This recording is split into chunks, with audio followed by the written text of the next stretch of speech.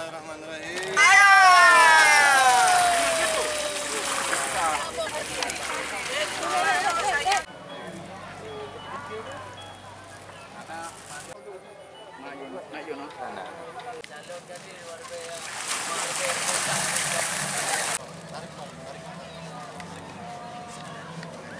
Restocking lah di waduk.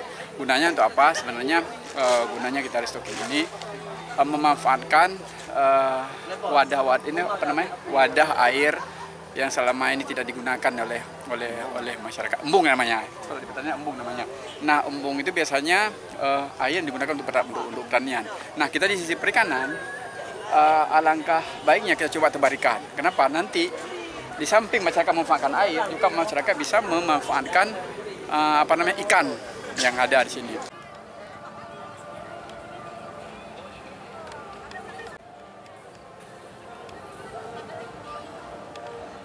Kalau lele di tengah-tengah.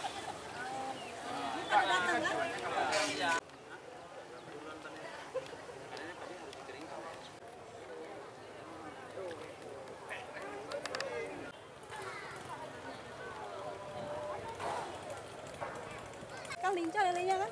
Lele tambah lagi 50 ya. Besok tambah 50 lagi, Bang. Kamu buat pecel lele nasi bungkulah 200 bungkus.